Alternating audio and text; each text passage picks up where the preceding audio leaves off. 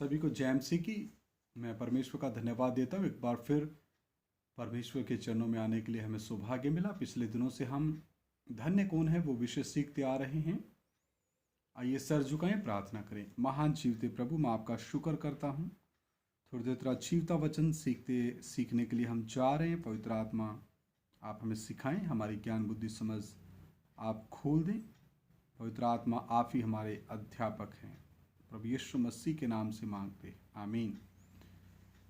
तो आइए मैं एक वचन जो हमने पिछले भाग में सीखा था उसको मैं दोहराना चाहता हूँ। मत्ती 4 अध्याय 10 वचन। तब यीशु ने उससे कहा, हे शैतान दूर हो जा, क्योंकि लिखा है, तू प्रभु अपने परमेश्वर को प्रणाम कर और केवल उसी की उपासना कर।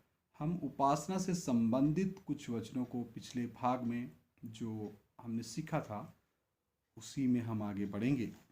आइए मेरे साथ निकालिए व्यवस्था विवरण 12 अध्याय 11 वचन और 13 वचन। व्यवस्था विवरण 12 अध्याय। पहले मैं पढ़ूंगा 11 वचन और उसके बाद पढ़ूंगा 13 वचन। और तुम निडर रहने पाओ। कौन? इजरायली, यहूदी, परमेश्वर के निज प्रजा। तब जो स्थान तुम्हारा परमेश्वर यहोवा अपने नाम का निवास ठहराने के लिए चुन ले, उसी में तुम अपने होमबलि और मेलबलि और दशवांश और उठाई हुई भेंटें और मन्नतों की सब उत्तम उत्तम वस्तुएं जो तुम यहोवा के लिए संकल्प करोगे, अर्थात जितनी वस्तुओं की आज्ञा मैं तुमको सुनाता हूँ, उन सबों को वहीं ले जाया करना। तो यहाँ परमेश्वर का वचन स्पष्ट कहता है कि एक ही आराधना स्थल होना है पूरे इस्राएल का। और जो स्थान तुम्हारा परमेश्वर यहोवा अपने नाम का निवास ठहराने के लिए चुन ले, यानी कि जहाँ भी परमेश्वर अपने नाम का भवन बनाने के लिए उस स्थान को चुनता है, तो उसी स्थान पर हे परमेश्वर की निज प्रजा यानी इजरायली कौम यानी यहूदी कौम, उन्होंने अपनी अपनी होमबलि, मेलबलि, दशवांश, उठाई हुई भेंटें, मन्नतों की सब उत्तम उत्तम वस्तुएं जो उन्होंने यहोवा के लिए संकल्प की, तो उनको वो आज्ञा थी कि वो उस एक ही आराधना स्थल में जाएं। तो मेरे प्रिय भाइयों बहनों, बिना अपने खून से खरीदे हुए लोगों के प्रति जब परमेश्वर की इतनी सख्त योजना थी कि वो जगह जगह जा कर के जहाँ भी वेदी नजर आए उनको अपनी बलि चढ़ाएं, ऐसा परमेश्वर ने उनको नहीं कहा था। जबकि उनको परमेश्वर की तरफ से सख्त आदेश था कि एक ही तुम्हारा आराधना स्थल होगा। तो आज वर्तमान समय में हम देख सकते हैं, क्या एक विश्वासी भाई या बहन का एक ही आराधना स्थल है? क्या उसका एक ही आत्मिक अगुवा है या अनेक आत्मिक अगुवे हैं? क्या वो हर रविवार को एक आत्मिक अगुवे के पास जाता है, फिर किसी दूसरे के पास जाता है? तो क्या वो भटकने वाली बकरी के समान बन चुका है? क्या उसकी आराधना स्थल गिनती में आते हैं, एक हैं या अनेक हैं? ये सवाल मेरा आज सभी से है और परमेश्वर की आत्मा की तरफ से भी ये सवाल सभी के लिए है कि जरा अपने जीवनों में गौर करिए। और क्या आपका एक ही आराधना स्थल है जहां आप धन्यवाद का बलिदान चढ़ाने के लिए जाते हैं, या अपने अपने कानों की खुजली के कारण, जैसा कि हम नए नियम में पढ़ते हैं, कानों की खुजली के कारण अपनी ही अभिलाषा के अनुसार अपनी मर्जी का कोई आराधना स्थल में ऐसा कोई चरवाहा ढूंढ तो नहीं लिया? वो वचन भी मैं आप सभी के लिए मैं पढ़ना चाहूँगा। तिमुथियस,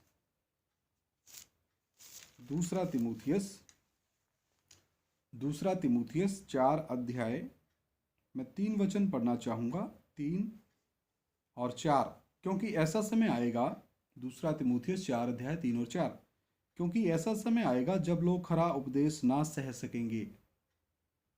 तो इजरायलियों के लिए एक ही आराधना स्थल में ही बलियां भेंट चढ़ाने का जो आदेश परमेश्वर ने दिया था, तो उनको उसी आराधना स्थल में आना था। और जितने उस आराधना स्थल में नहीं आए, उन्होंने परमेश्वर की विधियों और नियमों को तोड़ा और उसी के मुताबिक उनके ऊपर परमेश्वर के व्यवहार का प्रकटीकरण देखने में आया। और जैसा कि जग जाहिर है पूरे संसार ने यहूदियों के प्रति परमेश्वर का जो व्यवहार है उसको देखा, और यहूदियों का व्यवहार परमेश्वर के प्रति वो भी इतिहास ने देखा, और वो परमेश्वर के वचन में लिखित है। पुराने नियम में हम उनको पढ़ सकते हैं। अभी मैं वापस दूसरा तीमुथियुस 4 अध्याय 3 और 4 के ऊपर आना चाहता हूँ, क्योंकि ऐसा समय आएगा जब लोग खरा उपदेश ना सह सकेंगे। वो आएगा नहीं मेरे प्रिय भाइयों बहनों, वो समय आ चुका है। पर कानों की खुजली के कारण, किसके कारण? कानों की खुजली के कारण। कानों की, जैसे हमारे कान में कोई चीज़ चली जाती है, हम खुजली करते हैं, तो कई भाइयों बहनों को कान रस चाहिए, उनके खुद के दिमाग के अनुसार, खुद के कानों के सुनने की अभिलाषा के अनुसार वाला मीठा मीठा वचन का उपदेश चाहिए, जो उनको आशीष, बरकतें, चंगाई ये मुहैया करा सके। लेकिन परमेश्वर का वचन तो मेरे प्रिय भाइयों बहनों, जैसा कि इब्रानियों की पत्री में लिखा है, वो भी मैं आपके लिए पढ़ना चाहता हूँ। इब्रानियों की पत्री 4:12, क्योंकि परमेश्वर का वचन, क्या? परमेश्वर का वचन जीवित है। नंबर 1 जीवित है, क्योंकि हमारा परमेश्वर जीवित है, तो परमेश्वर का वचन भी जीवित है। और प्रबल और हर एक दो धारी तलवार से भी बहुत चोखा है, और प्राण और आत्मा को और गांठ गांठ और गुदे गुदे को अलग करके आर पार छेदता है, और मन की भावनाओं और विचारों को जानता है। तो मन की भावनाओं और विचारों को जानने वाला परमेश्वर है, परमेश्वर का आत्मा है, पवित्र आत्मा है। तो यहाँ दूसरे तीमुथियुस 4 अध्याय में परमेश्वर का आत्मा जो प्रेरित पौलुस के द्वारा तीमुथियुस के साथ बात कर रहा था, यहाँ पे लिखा है कि कानों की खुजली के कारण अपनी अभिलाषाओं के अनुसार अपने लिए बहुत से उपदेशक बटोर लेंगे। कितने उपदेशक बटोर लेंगे? बहुत से उपदेशक बटोर लेंगे। लेकिन ध्यान रखें, इब्रानियों की पत्री में ही एक और वचन लिखा हुआ है, वो भी मैं आप सभी के लिए पढ़ना चाहता हूँ। इब्रानियों की पत्री 13 अध्याय और 17 वचन, अपने अगुओं की आज्ञा मानो। क्या मानो? अपने अगुओं की आज्ञा मानो। तो यहाँ पर आप कहोगे, यहाँ तो अगुओं का जिक्र आया है, एक से अधिक, यानी कि एक से अधिक अगुओं का यहाँ पे जिक्र है। तो मैं कहना चाहता हूँ कि कलीसिया में 5 प्रकार के सेवक ठहराए गए हैं। नंबर 1 पे प्रेरित, नंबर 2 पे नबी, प्रेरित, नबी, सुसमाचार प्रचारक, रखवाले, और नंबर 5 पे है टीचर, यानी कि शिक्षक। तो प्रेरित है, नबी है, सुसमाचार प्रचारक है, पास्टर है, और टीचर है, यानी कि शिक्षक है या उपदेशक है। तो यहाँ उन अगुओं की बात की गई है। और फिर कलीसिया में जूनियर भी सेवक हैं, जूनियर अगुए भी हैं, एल्डर है, डीकन है, तो उनके सभी के आज्ञाकार रहना है। तो कलीसिया 5 प्रकार के सेवकों के द्वारा सिद्ध होती है। पवित्र आत्मा सिद्ध करने वाला है, और पवित्र आत्मा आया ही इसलिए है कि कलीसिया को सिद्ध करे, परमेश्वर के पुत्र मसीह यीशु की पहचान में एक करे। जब तक हम सब के सब परमेश्वर के पुत्र मसीह यीशु की पहचान में एक ना हो जाएं, विश्वास में एक ना हो जाएं, आत्मा में एक ना हो जाएं, हमारी सोच एक ना हो जाए, हमारे विचार एक ना हो जाएं, हमारे अंदर आत्मा की एकता ना आ जाए, तो यहाँ पर लिखा है अगुओं की आज्ञा मानो। तो वापस मैं दूसरा तीमुथियुस 4 अध्याय में आना चाहूँगा। यहाँ पर लिखा है कि अपनी अभिलाषाओं के अनुसार अपने लिए बहुत से उपदेशक बटोर लेंगे, और अपने कान सत्य से फेर कर, कहाँ से फेर कर? अपने कान सत्य से फेर कर। सत्य यूहन्ना रचित सुसमाचार 4 अध्याय 8:32 में क्या लिखा? जब तुम सत्य को जानोगे तो सत्य ही तुम्हें स्वतंत्र करेगा।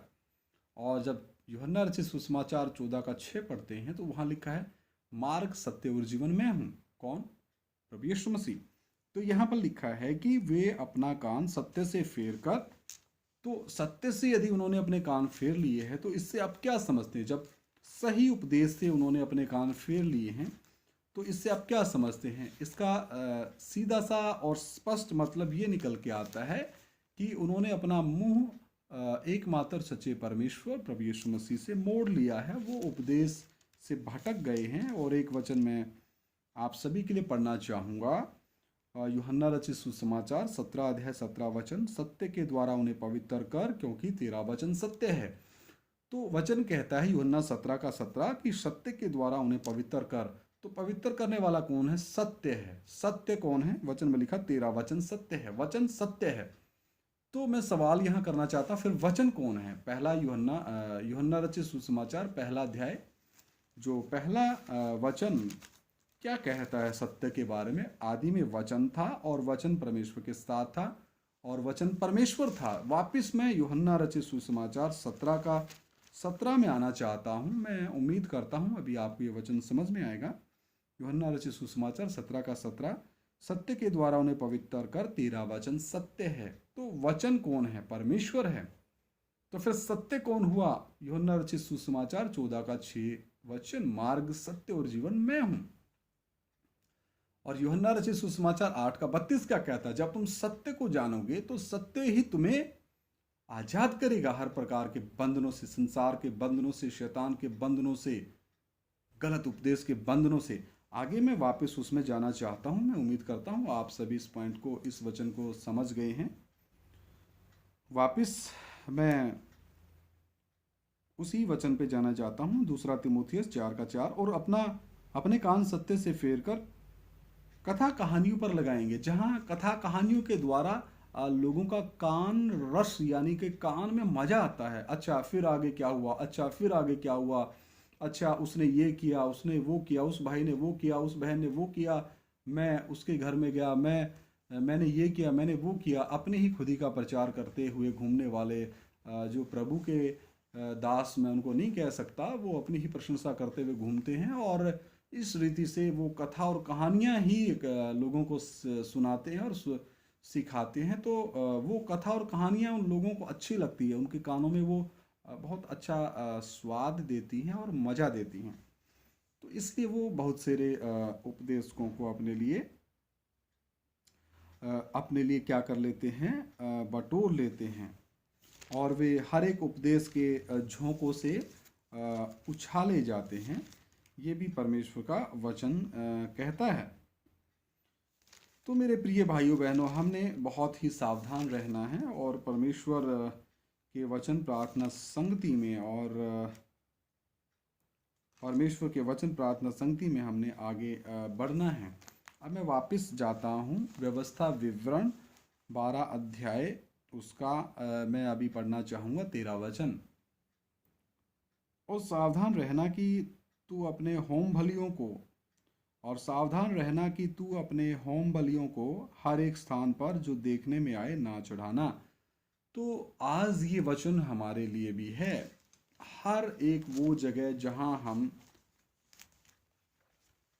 हालेलुया शब्द का उच्चारण सुने, तो वहां पर दौड़ करके नहीं जाना, क्योंकि बुलाए हुए तो बहुत हैं परंतु चुने हुए बहुत कम हैं। और वचन कहता है कि पेड़ अपने फलों से पहचाना जाएगा। आम के ऊपर कभी अंगूर नहीं लगते और अंगूर के ऊपर कभी बादाम का फल नहीं आता। मैंने आपके बीच में जो रखा है वो परमेश्वर का वचन रखा है। मैंने अपनी कथा कहानियां आपके बीच में साझा नहीं की और ना मेरी कोई ऐसी इच्छा है। मैं आपसे आत्मिक प्रेम रखता हूं। समय निकाल करके आपके बीच में वचन साझा किया जा रहा है।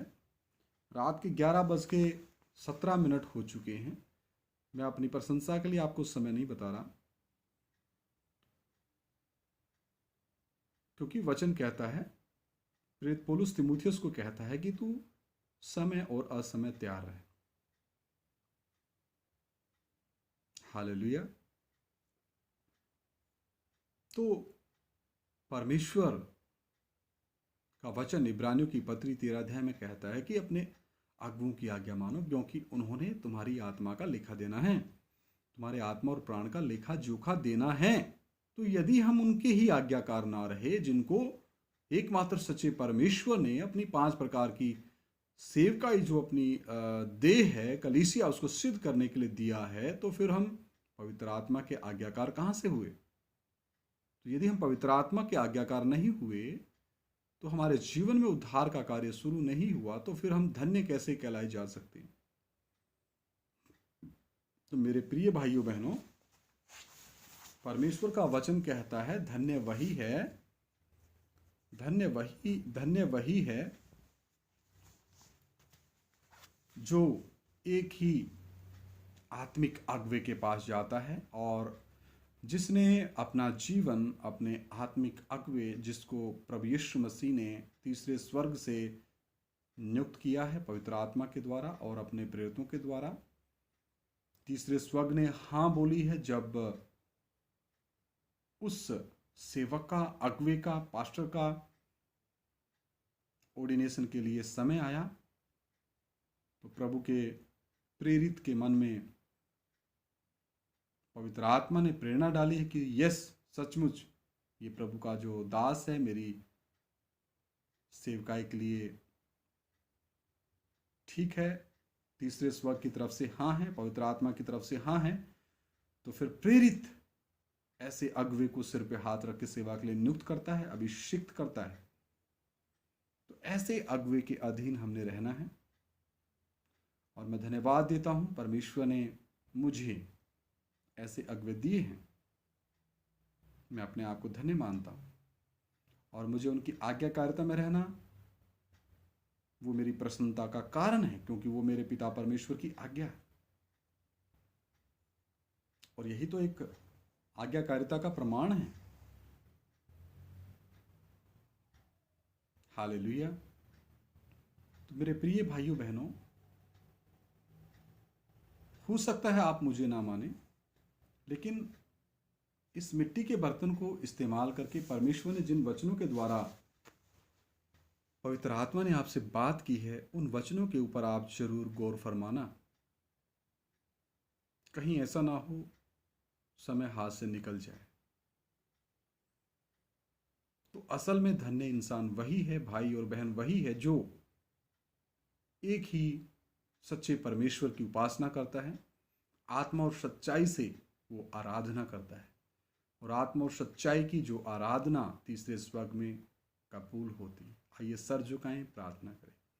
महान जीवते परमेश्वर, अनुग्रहकारी प्रभु, मैं आपका धन्यवाद देता हूँ। थोड़ी देर तेरा जीवता वचन सीखने के लिए आपने कृपा दी और गहराई से आप हमें सिखाएं। प्रभु मैं आपसे विनती करता हूँ, जो भी भाई बहन, बच्चे, बुजुर्ग, नौजवान इस वीडियो को किसी भी माध्यम से सुने, जो इस भाषा को समझते हैं, पवित्र आत्मा आप उनसे बात करें और एक एक की ज्ञान बुद्धि समझ प्रभु यीशु मसीह के नाम में खुल जाए और वो जान ले कि सचमुच यही सही उपदेश और आत्मिक मन्ना है जो पवित्र आत्मा ने हमारे मध्य में भेजा है। सरादर महिमा जलाल तेरे नाम को देते हुए ये प्रार्थना हमारे उद्धार के कर्ता प्रभु यीशु मसीह के सामर्थ्य और पवित्र नाम से हम मांग लेते हैं। सुनो और ग्रहण करो, आमीन। सभी को जय मसीह की। परमेश्वर आप सभी के साथ हो। मारानाथा। आप सभी प्रार्थना पूर्वक इस वीडियो को देखें, सुने, मनन करें। परमेश्वर आपके साथ हो। जय मसीह की।